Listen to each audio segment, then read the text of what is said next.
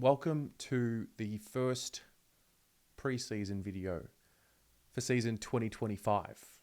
It's ridiculous. But we have preseason photos, we have preseason updates, and before we go ahead and launch into the 2025 preseason, let's just set the scene for what has happened and what we know. Now, the last time we spoke, we had the draft. We know that we took Jagger Smith with pick 3 in the draft, and he arrived at the football club along with Harry O'Farrell, Ben Cambrielli, Lucas Cambrielli, Harry Charleston, and we also know that there were a couple of players who have been officially invited to train with the squad over the preseason and to see if they will be afforded a spot on the list. So that includes Denver Granger Barras, who obviously was the former Hawk, and a familiar name in Liam McMahon. So that's what we know so far. And I guess what we also know is we have new numbers. So if you're watching this now, you've probably already seen the new numbers, but we do know that Jagger Smith will wear the number 7,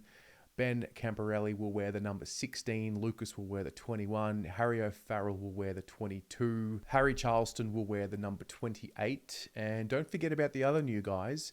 Nick Haynes will wear the number 26 and Matt Duffy will wear 41. So new faces confirmed, new numbers confirmed. And I guess at this point in time, the majority of what we have right now, just a bunch of questions. Well, to be honest, we probably have questions all the time. But 2025 preseason questions. What are you looking out for? We're going to find out some pieces of information over the next month or so before the boys go off on a break. But I had to think about, like, what are you going into this preseason? Like, what are the burning questions on your mind about this team, about this club, moving forward? Now, obviously, are they going to win the premiership or not? I mean, like, a little bit more specific. So first thing for me is the positional changes. I always look at, like, what are we going to be seeing? Like, what's the difference in the game plan, if at all? And for the most part, I put that down to positional changes. Now, we saw this little grab here from Ollie Hollands talking about his role behind the ball in the latter parts of 2024.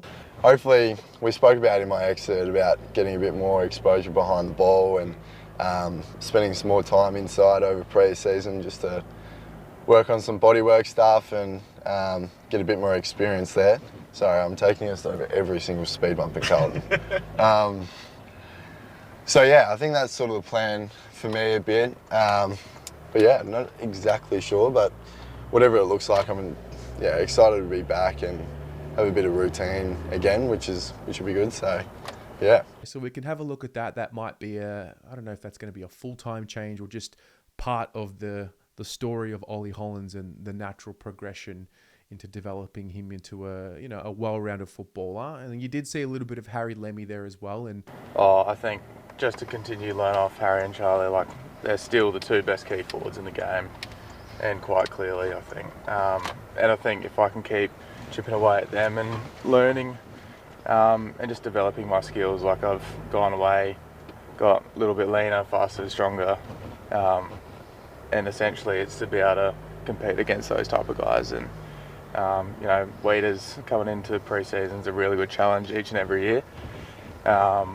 And so now it's just competing against him as much as I can and hopefully start to win a few more and not lose as many, I guess. I mean, if you look at the Harry Lemmy story, I mean, if you're him, you are in such a prime position to do the greatest apprenticeship that you possibly could do. You've got Harry Mackay, Charlie Curnow, two great forwards, two different forwards.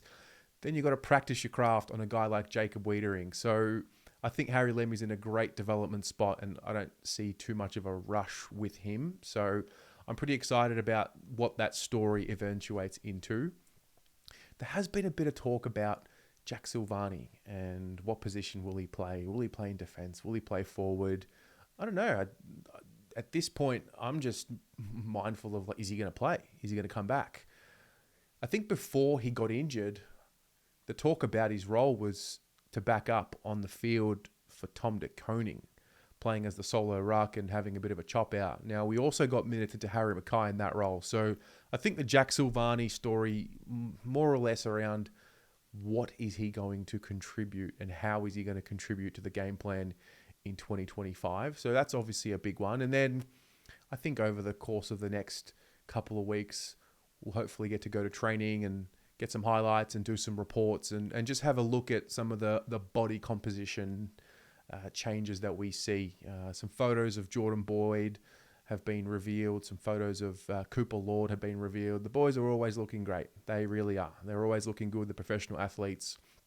There are a couple who you would assume are going to add layers of strength to their body. Not necessarily just getting heavier, but getting stronger. Can't believe it's back already. But here we are. We will be here to cover every single inch of it as always. And so I guess I turn the rest to you. I've got a couple of questions that I've just raised there, but what are you looking at specifically? What are some of the questions you have about this team and its makeup going into preseason for 2025? Let us know in the comments below.